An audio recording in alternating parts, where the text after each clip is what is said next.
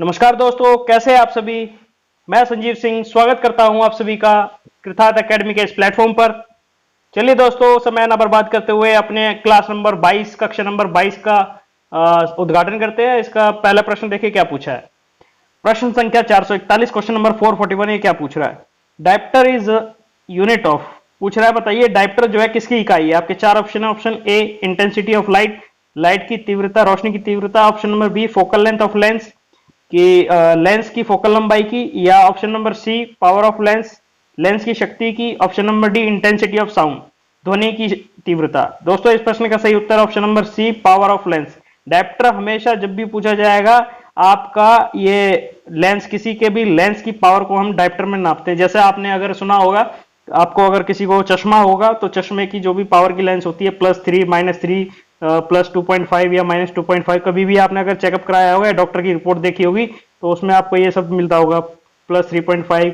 एक आंख का कभी, दोनों ही आंख का कभी सेम नहीं होता, किसी का प्लस माइनस थोड़ा बहुत ऊपर नीचे होता है, किसी का इतना होगा, किसी का माइनस में होगा 1.5, किसी का 0.5।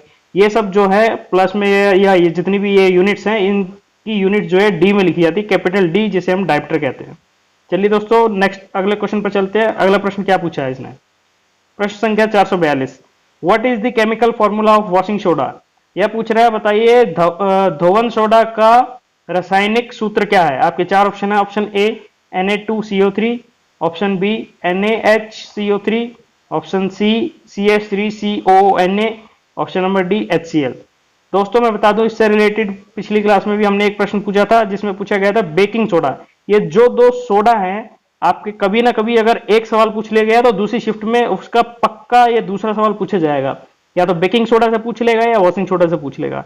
और मैंने पिछली क्लास में आपको बताया था, आपके जितने जो बेकिंग सोडा होता है उसमें बस याद कीजिए बीच में जो होता है हाइड्रोजन होता है, ये होता है NaHCO3, ठीक है। वहीं आपका जो वॉशिंग सोडा होता है, धोवन सोडा के अंदर H प्रेजेंट नहीं होता, हाइड्रोजन प्रेजेंट नहीं होता। ये होता है इसका आंसर ऑप्शन नंबर ए Na2CO3। चलिए दोस्तों अगले प्रश्न की तरफ बढ़ते हैं। प्रश्न संख्या 443, ये क्या पूछ रहा है। क्वेश्चन नंबर 443 इसने क्या पूछा है। Which of the following can be defined as the smallest particle of an element that is capable of an independent existence. देखिए ये पूछ रहा है बताइए निम्न में से किसी भी तत्व की वह सबसे छोटी इकाई जो कि स्वतंत्र रहने में, दोबारा सुनिए, निम्न में से किसी भी तत्व की वह सबसे छोटी इकाई जो कि स्वतंत्र रहने में सक्षम हो, उसे क्या कहते हैं। आपके चार ऑप्शन। ऑप्शन ए इलेक्ट्रॉन कहते हैं, ऑप्शन बी प्रोटॉन कहते हैं, ऑप्शन सी न्यूट्रॉन कहते हैं, या ऑप्शन डी मॉलिक्यूल कहते हैं। दोस्तों इस प्रश्न का सही उत्तर ऑप्शन नंबर डी मॉलिक्यूल कहते हैं। मैं इसमें थोड़ा सा आपकी इंफॉर्मेशन ऐड कर दूं, जो मॉलिक्यूल होता है वह सदैव अपने आप में एक मतलब समूह होता है, दो एटम्स हो गए या दो से अधिक एटम्स हो गए, उनके समूह को हम एक मॉलिक्यूल कहते हैं, ठीक है।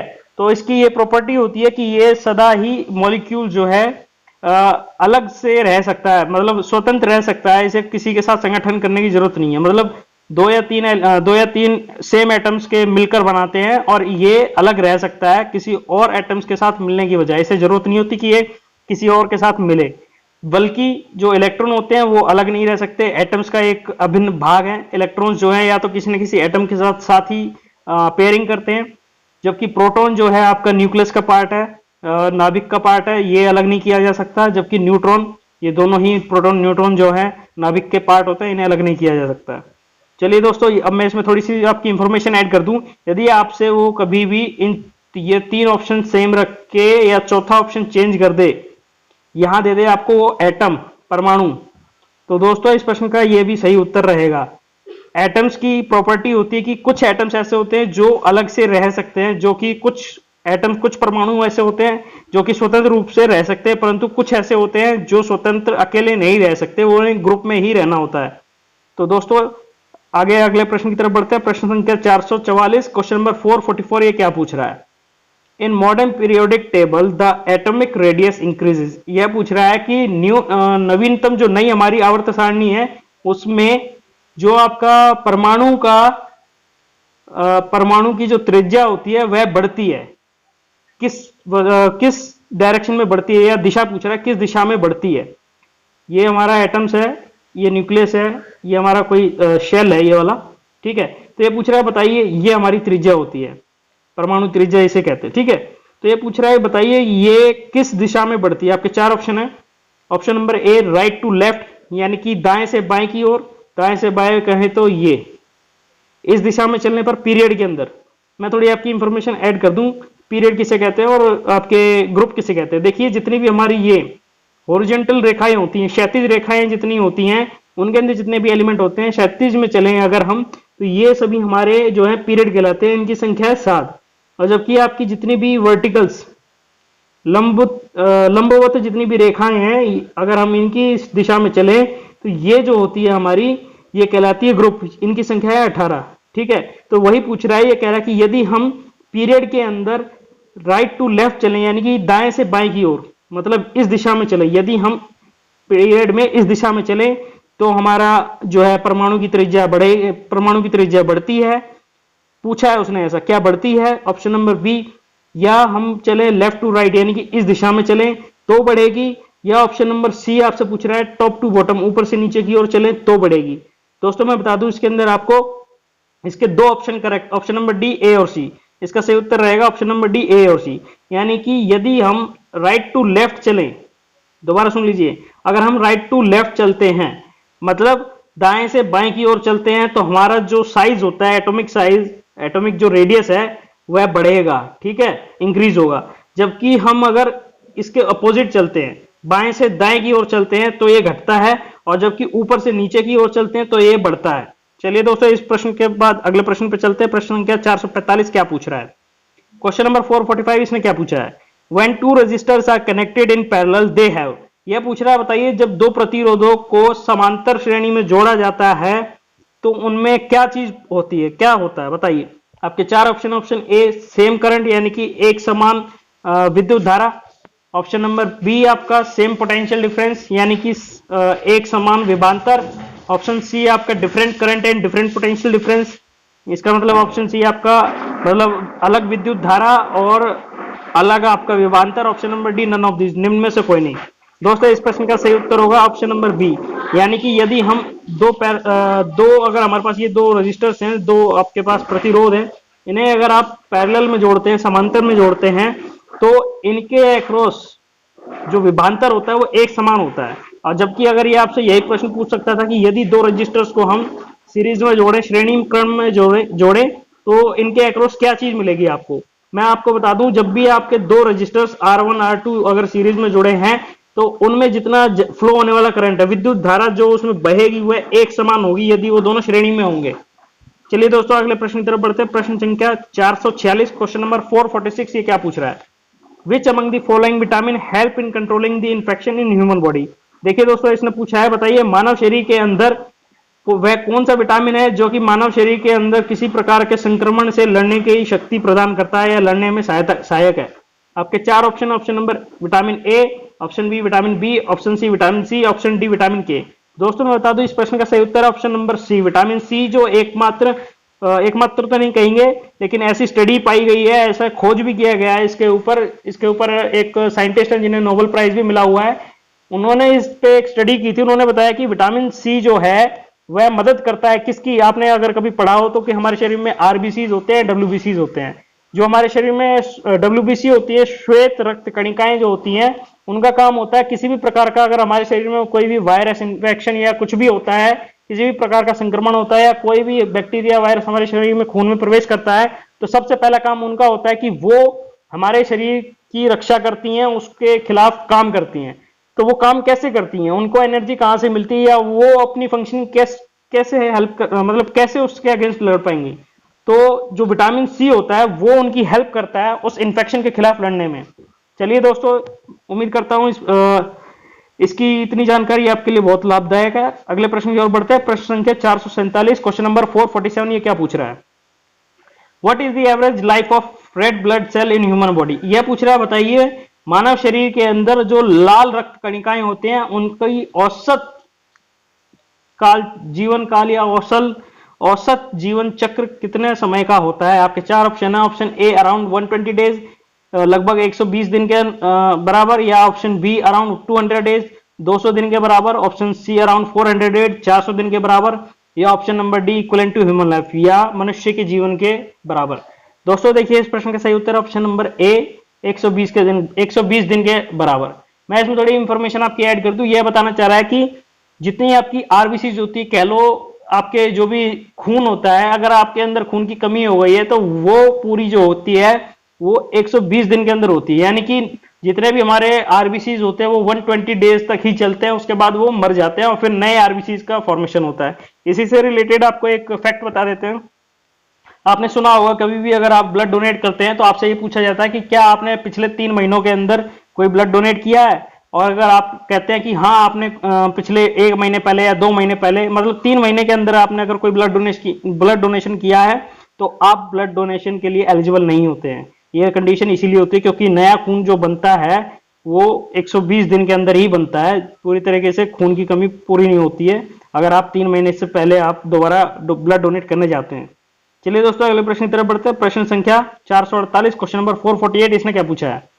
The dash set is the collection of all bundles that the consumer can buy with their income eight prevailing market price. देखिए दोस्तों, ये पूछ रहा है कि उन सभी बंडलों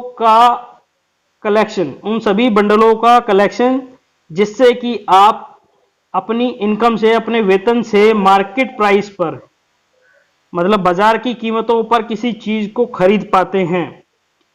दोबारा सुन लीजिए, ये क्या पूछ रहा है? ये कह रहा है कि ऐसे बंडल्स का कलेक्शन जिनसे आप मार्केट प्राइस पर अपनी जरूरत की चीजें खरीद पाते हैं, तो उन्हें क्या कहेंगे? आपके 4 ऑप्शन। ऑप्शन ए डिमांड, मांग कहते हैं। ऑप्शन बी यूटिलिटी कहते हैं। ऑप्शन सी इनडिफरेंस कहते हैं। ऑप्शन डी बजट कहते हैं। दोस्तों सिंपल सी बात है, अगर आपकी जेब में 500 रुपए लेकर अगर आप मार्केट में गए हैं तो आप कभी भी मार्केट में जाकर 1000 रुपए की चीज नहीं खरीदेंगे। क्यों? क्योंकि ये आपके आउट ऑफ बजट हो जाता है। अब ऐसे ही बंडल ऑफ सेट्स को हम जो है बजट कहते हैं। ठीक है, चलिए दोस्तों अगले प्रश्न की तरफ बढ़ते हैं। प्रश्न संख्या 449, क्वेश्चन नंबर 449। ये क्या पूछ रहा है? ये इकोनॉमिस्ट है, सॉरी थोड़ी मिस्टेक है। Economist define unemployed person as one is not able to get even 1 hour of work in dash. ये इस क्वेश्चन में पूछ रहा है कि बताइए अर्थशास्त्री जो है वह डिफाइन करते हैं बेरोजगारी को किस प्रकार से करते हैं। वो कहते हैं कि एक व्यक्ति को बेरोजगार तब माना जाएगा यदि उसके पास 1 घंटे का कार्य ना हो, कितने समय के अंदर, मतलब वह कितने समय में अगर उसे 1 घंटे का काम भी नहीं मिलता तो वो बेरोजगार की श्रेणियों में गिना जाएगा। चलिए इसका आपके 4 ऑप्शन। ऑप्शन नंबर ए 1 महीने, ऑप्शन नंबर बी 1 हफ्ता, ऑप्शन नंबर सी 1 दिन, या option number D half a day यानी कि 12 घंटे। इस प्रश्न का सही उत्तर option number D half a day. इसका मतलब है कि यदि किसी व्यक्ति को 12 घंटे के अंदर अंदर 1 घंटे का भी काम ना मिले तो वह एक बेरोजगार व्यक्ति की श्रेणी में आता है। ऐसा हमारे इकोनॉमिस्ट इसकी परिभाषा देते हैं। चलिए दोस्तों अगले प्रश्न की तरफ बढ़ते हैं। प्रश्न संख्या 450, क्वेश्चन नंबर 450। क्या पूछ रहा है? यदि सी जो है आपका कंजप्शन है, मतलब खपत है, आई जो है आपका इन्वेस्टमेंट है यानी कि आपका निवेश है, और जी आपका गवर्नमेंट स्पेंडिंग है यानी कि आपकी सरकारी खर्चा है, सरकार का खर्चा है, ई एक्स आपका एक्सपोर्ट है यानी कि निर्यात है, और आई एम आपका इंपोर्ट है यानी कि आयात है। तो बताइए जीडीपी का फॉर्मूला आप कैसे लिखेंगे? जीडीपी का सूत्र आप कैसे लिखेंगे? मतलब सकल घरेलू उत्पाद को आप कैसे व्याख्या देंगे? आपके 4 ऑप्शन है, ऑप्शन देख लीजिए एक बार, आपको दिख रहे होंगे, मैं इन्हें डिफाइन तो नहीं करूंगा। आपका ऑप्शन ए दे रखा है, बी दे रखा है, सी दे रखा है और डी दे रखा है। मैं बता दूं आपका, जब भी कभी इस प्रकार का जीडीपी आपसे कभी पूछा जाता है तो हमेशा इसके अंदर क्या होती है, जितने भी आपके खर्चे होंगे, जो भी खर्चा आपके खर्चे की श्रेणी में आता है, कोई भी कंटेंट आपका खर्चे की श्रेणी में आता है तो सभी खर्चे एक साथ जुड़ेंगे, जो कि ये है। ठीक है, ऑप्शन नंबर 20 का सही उत्तर है, यानी कि अगर आपकी ये सरकारी खर्चा प्लस आपकी कंजप्शन, आपके खुद के खर्चे, सरकारी खर्चे जमा आपके इन्वेस्टमेंट, आपका निवेश जमा आपका एक्सपोर्ट माइनस इंपोर्ट। ठीक है दोस्तों, इस प्रश्न का सही उत्तर है ऑप्शन नंबर बी। चलिए दोस्तों अगले प्रश्न की तरफ बढ़ते हैं। प्रश्न संख्या 451, क्वेश्चन नंबर 451। ये क्या पूछ रहा है? In Indian constitution idea of power distribution between the centre and the state government has been borrowed from which of the country. इसने पूछा है 451 के अंदर कि बताइए भारतीय संविधान के अंदर ये आइडिया, ये संकल्प किस देश से लिया गया है, जिसके अंदर कहते हैं कि केंद्र और राज्य के बीच में शक्तियों का बंटवारा किस प्रकार होगा, यह किस देश से लिया गया है। आपके 4 ऑप्शन। ऑप्शन ए ब्रिटेन यानी कि अंग्रेजी हुकूमत, option number B Germany, option number C USA America, option number D Canada. दोस्तों इस प्रश्न का सही उत्तर ऑप्शन नंबर डी कनाडा। अब जैसा यहाँ पे कनाडा का अगर जिक्र हो ही गया तो हम बता देते हैं कनाडा की राजधानी है ओटावा। ठीक है, इसकी राजधानी है ओटावा और यहाँ की करेंसी अगर आपको पूछता है तो यह है कैनेडियन डॉलर, कैनेडियन डॉलर। चलिए दोस्तों अगले प्रश्न की तरफ बढ़ते हैं। अपने प्रश्न संख्या 452 ये हमसे क्या पूछ रहा है, क्वेश्चन नंबर 452 ये क्या पूछ रहा है, which commission suggest that job in central government should be reserve for OBC. ये अदर बैकवर्ड क्लास का मतलब ओबीसी। यह बताइए, इसने पूछा है कि केंद्र बताइए किस आयोग ने केंद्र सरकार किस आयोग ने हमारे भारतीय सरकार को सलाह दी कि केंद्र सरकार के अंदर जितनी भी नौकरियां निकलेंगी उनमें ओबीसी अन्य पिछड़ा वर्ग जो है उनको आरक्षण दिया जाना चाहिए। ऐसी सिफारिश किस आयोग ने भारतीय सरकार से की। आपके चार ऑप्शन है, ऑप्शन ए नानावटी आयोग, ऑप्शन बी केलकर आयोग, ऑप्शन सी कोठारी आयोग, ऑप्शन नंबर डी मंडल आयोग। दोस्तों इस प्रश्न का सही उत्तर है ऑप्शन नंबर डी मंडल आयोग। चलिए दोस्तों अगले प्रश्न की तरफ बढ़ते हैं। प्रश्न संख्या 453 इसने क्या पूछा है, क्वेश्चन नंबर 453 ये क्या पूछता है, which one of the most important description of city of dash in 15th century comes from Abdul Razzaq Samarqandi. यह पूछ रहा है जो कि 15वीं शताब्दी में भारत में एक पारसी यात्री आए थे जिनका नाम अब्दुल रज्जाक समरकंदी है। बताइए उनके लेखों के द्वारा किस सिटी का, किस शहर का वर्णन मिलता है उनके लेखों के अंदर। आपके चार ऑप्शन, ऑप्शन ए विजयनगर साम्राज्य, ऑप्शन नंबर बी हड़प्पा सभ्यता, ऑप्शन नंबर सी अयोध्या या ऑप्शन नंबर डी हम्पी। दोस्तों मैं बता दूं इस प्रश्न का सही उत्तर ऑप्शन नंबर ए विजयनगर साम्राज्य। मैं आपको बताना चाहता हूं पिछली क्लास में हमने इनके बारे में पढ़ा था। एक क्वेश्चन आया था कि बताइए ये जो है किस राजा के समय में आए थे भारत। तो ये जो आए थे ये देवराय द्वितीय, देवराय द्वितीय जो कि विजयनगर साम्राज्य के राजा हुआ करते थे उस समय। और ये जो बिलोंग करते हैं ये इनका संबंध जो है विजयनगर साम्राज्य का या देवराय द्वितीय का संबंध संगम वंश से है। ठीक है, जिसकी स्थापना सन 1336 ईस्वी में दो भाई हरिहर और बुक्का, ये सवाल हमेशा पूछे जाते हैं, इनके फाउंडेशन ईयर पूछा जाता है, कौन सा वंश का है ये पूछा जाता है और इनके स्थापक कौन थे। चलिए दोस्तों अगले प्रश्न की तरफ बढ़ते हैं। प्रश्न संख्या 454 क्वेश्चन नंबर 454 क्या पूछ रहा है, Who leads from Kanpur during 1857 revolt. यह पूछ रहा है बताइए 1857 की क्रांति के दौरान कानपुर से किसने मोर्चा संभाला। आपके चार option, option A Tatya Tope, option B Nana Sahib, option C Rani Lakshmibai, option D Begum Hazrat Mahal. दोस्तों मैं बता दूं इस प्रश्न के अंदर आपको एक ऑप्शन की कमी है क्योंकि इसके अंदर दो ऑप्शन सही हैं। आपके ऑप्शन ए तात्या टोपे जो थे और नाना साहिब, इन दोनों ने कानपुर से मिलकर एक साथ जो है मोर्चा संभाला था। चलिए दोस्तों अगले प्रश्न की तरफ बढ़ते हैं। प्रश्न क्या 455 इसने क्या पूछा है, When did epidemic of Black Death, a type of plague, spread in entire Europe। यह पूछ रहा है बताइए किस वर्ष में समूचे यूरोप में जो है ब्लैक डेथ, काली मौत, इसका मतलब होता है एक प्रकार की प्लेग की बीमारी, महामारी जो फैली थी, प्लेग की महामारी पूरे समूचे यूरोप में कब फैली थी। आपके चार option, option A 1748, option B 1548, option C 1348, option D 1148। दोस्तों इस प्रश्न का सही उत्तर है ऑप्शन नंबर सी 1348।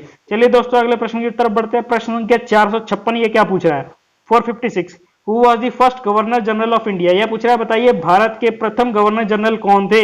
आपके चार ऑप्शन है, option A Lord Dalhousie, option B Warren Hasting, option C Lord Mountbatten, option number D William Bentinck. दोस्तों इस प्रश्न का सही उत्तर है ऑप्शन नंबर डी जो है लॉर्ड विलियम बेंटिक जो थे हमारे अंग्रेजी सरकार के जो पहले गवर्नर जनरल ऑफ इंडिया थे, भारत के पहले गवर्नर जनरल ऑफ इंडिया थे। ठीक है, चलिए दोस्तों अगले प्रश्न की तरफ बढ़ते हैं। प्रश्न संख्या 457 इसने क्या पूछा है, वेयर वॉज, इसने देखिए क्या पूछा है, वेयर वॉज काला पानी एंड लीपू लेक लोकेटेड। यह पूछ रहा है बताइए काला पानी और लीपू लेक जो दर्रा है वह कहां स्थित है, भारत के किस राज्य में स्थित है। आपके चार ऑप्शन है, option A Rajasthan, option B Uttarakhand, option C Himachal Pradesh, option D Uttar Pradesh. दोस्तों इस प्रश्न का सही उत्तर है ऑप्शन नंबर बी उत्तराखंड। मैंने इस सवाल को इसलिए रखा है क्योंकि ये लेटेस्ट न्यूज है जो कि अभी आप सभी करंटली टीवी के अंदर देख रहे होंगे। भारत और नेपाल के मध्य सीमा को लेकर अपने आपसी डिस्प्यूट है, आपसी विवाद चल रहा है। क्योंकि पिछले कुछ दिनों पहले जब नेपाल ने अपना एक आधिकारिक ऑफिशियल अपना मैप जारी किया था, मानचित्र जारी किया था, जिसके अंदर जो है काला पानी और लिपू लेक दर्रा को उन्होंने अपने देश का हिस्सा बताया था, जबकि ये हमारे भारत देश के हिस्से हैं और इस वजह से इन दोनों देशों के बीच में विवाद है।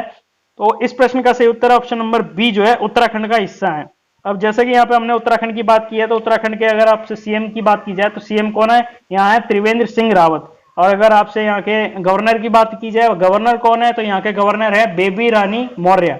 चलिए दोस्तों अगले प्रश्न की तरफ बढ़ते हैं। प्रश्न संख्या 458 ये क्या पूछ रहा है, who was the winner of Australian open 2020 women single. देखिए दोस्तों ये भी करंट अफेयर का ही क्वेश्चन है। बताइए वर्ष 2020 का इस साल का ऑस्ट्रेलियन ओपन का खिताब किस महिला एकल खिलाड़ी को मिला है। आपके चार ऑप्शन है। Option A Sania Mirza, option B Serena Williams, option C Sofia Kenin, option D Naomi Osaka. दोस्तों देखिए मैं इसके अंदर आपको बताता हूं, ऑप्शन नंबर सी इसका सही प्रश्न का उत्तर है। सोफिया केनिन जो है 21 वर्षीय एक अमेरिकी मूल की नागरिक है, और जबकि नाओमी ओसाका जो है ये पिछले वर्ष 2019 में जापान की खिलाड़ी हैं, जो कि ऑस्ट्रेलियन ओपन का खिताब इन्होंने वर्ष 2019 में जीता था। चलिए दोस्तों अगले प्रश्न की तरफ बढ़ते हैं। प्रश्न संख्या 459 क्या पूछा है इसने, where is the headquarter of UNDP. यह पूछ रहा है यूएनडीपी। यूएनडीपी की आपसे कभी भी फुल फॉर्म भी पूछी जा सकती है। यूएनडीपी होता है यूनाइटेड नेशन डेवलपमेंट प्रोग्राम, ठीक है। और ये करता क्या है, इसका कार्य है एचडीआई इंडेक्स, जो आपने कभी सुना होगा, एचडीआई ह्यूमन डेवलपमेंट इंडेक्स जारी करता है हर वर्ष 2019 और वर्ष 2020। इस वर्ष तो नहीं कर पाए, परंतु 2019 में इन्होंने जरूर किया था। अभी पूछते हैं इसके विषय में। तो यह पूछ रहा है बताइए यूएनडीपी का जो हेडक्वार्टर है वो कहां स्थित है। आपके चार ऑप्शन है। Option A Geneva, option B Washington DC, option C New York city, option D Netherland. दोस्तों इस प्रश्न का सही उत्तर है option number C New York city. New York city में यूएनडीपी का हेडक्वार्टर स्थित है। और मैं बता दूं यूएनडीपी के अंदर जो भारत की एचडीआई इंडेक्स की जो इसमें रैंकिंग थी वो पिछले साल जो थी 129 थी भारत की। और दोस्तों इसके अंदर अब हमने न्यूयॉर्क सिटी की बात करी है, तो ये कहां स्थित है, न्यूयॉर्क सिटी हमारी यूएसए के अंदर स्थित है। यूएसए की बात अगर हमारी हो ही गई है तो यूएसए की कैपिटल आपको पूछता है तो उसकी कैपिटल है वॉशिंगटन डीसी, और वहां का आपका अगर करेंसी पूछता है तो वो है यूएस डॉलर, ठीक है। और यहाँ पर अगर बात हुई है न्यूयॉर्क सिटी की, तो न्यूयॉर्क सिटी के अंदर बताता हूँ दो हेडक्वार्टर और हैं इसके अंदर। चलिए दोस्तों उनकी बात हम अगली वीडियो में करेंगे। अपने अगले और अंतिम प्रश्न की तरफ बढ़ते हैं। प्रश्न संख्या 460 इसने क्या पूछा, क्वेश्चन नंबर 460 क्या पूछ रहा है ये, which of the following river drain into the Arabian sea. यह पूछ रहा है बताइए अरब सागर में जाने वाली या अरब सागर में मिलने वाली निम्न में से कौन सी नदी है। आपके चार ऑप्शन है। Option A Kaveri, option B Krishna, option D Godavari, option D Mahi. दोस्तों मैं बता दूं इस प्रश्न के अंदर केवल एक नदी ऐसी जो कि पूर्व से पश्चिम की ओर बहती है, बाकी तीन नदियां जो हैं पश्चिम से पूर्व की ओर बहती हैं, यानी कि बंगाल की खाड़ी में गिरती है, और एक नदी जो है अरब की खाड़ी में गिरती है या अरब सागर में गिरती है। इस प्रश्न का सही उत्तर ऑप्शन नंबर डी माही है। यदि आपसे यह पूछ ले कि बताइए माही का उद्गम स्थान क्या है या ओरिजिन स्टेट कौन सा है, इसका ओरिजिन स्टेट होता है आपका एमपी होता है, जो कि एमपी से निकलती है माही, और इसी के साथ ही दो नदियां और निकलती है, नर्मदा और ताप्ती नदी भी एमपी से निकलती हैं, और गुजरात से होकर ये सभी नदियां अरब सागर में जाके मिलती हैं। चलिए दोस्तों उम्मीद करता हूं आपको ये वीडियो हमारा बहुत पसंद आया होगा। यदि आपको ये वीडियो पसंद आया तो प्लीज इसे लाइक कीजिए, अपने दोस्तों के साथ शेयर कीजिए, और यदि आप इस चैनल को आप इस वीडियो को हमारे चैनल पर पहली बार देख रहे हैं तो प्लीज हमारे चैनल को सब्सक्राइब कीजिए, और साथ में देखने वाले घंटी के बेल आइकन को जरूर दबाएं, और उसके अंदर ऑल नोटिफिकेशंस को ऑन करना ना भूलें, ताकि इस प्रकार की वीडियो आप सभी को डेली मिलती रहें। आप सभी लोगों का बहुत बहुत धन्यवाद, शुक्रिया।